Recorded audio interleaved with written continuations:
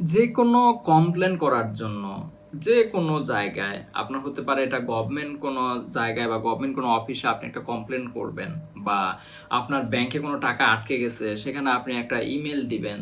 So এই জায়গাতে helpline email বা সাপোর্ট ইমেল এটা কিন্তু অনেক গুরুত্বপূর্ণ।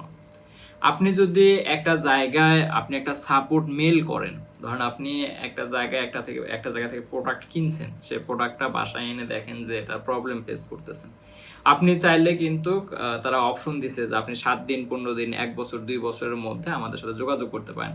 সেক্ষেত্রে তারা রিকোয়ারমেন্ট দিছে যে আমাদেরকে একটা মেল করতে হবে, সেই মেলের রিপ্লাই পেলে আপনি সেই প্রোডাক্টটা নিয়ে আসবেন। তো এই জায়গায় সাপোর্ট মেল বলে এটা। আপনি কিভাবে দিবেন, ঠিক আছে, এর একটা নির্দিষ্ট ফরম্যাট থাকা দরকার, বা আপনি যে জিনিসটা বোঝাতে চেয়েছেন সেটা ঠিকমতো বোঝাতে পারতেছেন কিনা মেলের মধ্যে, এটা অনেক ইম্পর্টেন্ট। এর পাশাপাশি হেল্পলাইন মেল, হ্যাঁ, আপনি একটা সার্ভিস নিতে চাচ্ছেন। ধরেন যে আপনি একটা ব্যাংকে এক জায়গায় একটা টাকা পাঠাতে গিয়েছেন, সেই টাকাটা আপনার ব্যাংকে যে অ্যাকাউন্টে টাকাটা পাঠাতে গিয়েছেন, আপনার অ্যাকাউন্ট থেকে টাকা কেটে নিয়ে গেছে, বাট তার অ্যাকাউন্টে টাকা যায়নি। এরকম কিন্তু অনেক হয়। সেক্ষেত্রে কি করতে হয়, হেল্পলাইনে কল দিলে তারা বলে যে আপনার এটা সলভ হতে অনেক দিন সময় লাগবে, এত ওয়ার্কিং ডে লাগবে, অত ওয়ার্কিং ডে লাগবে। আপনি চাইলে হেল্পলাইন নাম্বারে একটা ইমেল করে রাখেন আপনার যে প্রবলেম আছে এটা দিয়ে, তাহলে দ্রুত ওই প্রবলেমটা সলভ হবে।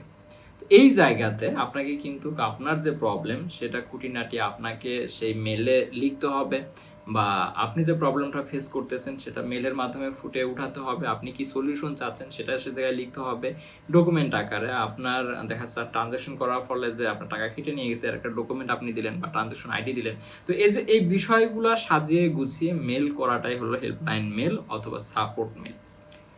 এই জায়গাতে অনেকেই এই মেল করতে পারেন না, বা করতে পারলেও দেখা যাচ্ছে ভুল হয়ে যাচ্ছে। অনেকেই সঠিক জায়গায় সাবজেক্ট দিতে পারেন না, সঠিক জায়গায় আপনি মেল অ্যাড্রেস দিতে পারেন না, বা যে যে মেল অ্যাড্রেসগুলো ইনক্লুড করার কথা সেগুলো ইনক্লুড করতে পারতেছেন না। আপনি বিসিসি জানেন না, সিসি জানেন না, টু জানেন না, কোথায় কি দিতে হবে।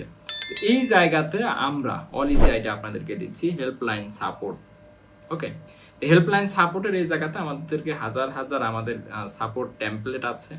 সেই টেমপ্লেটগুলো ইউজ করে আপনি যে সাপোর্টটা চাচ্ছেন তার উপর বেস করে আমরা আপনার মেলটা সাজিয়ে দিব বা মেল সেন্ড করে দিব।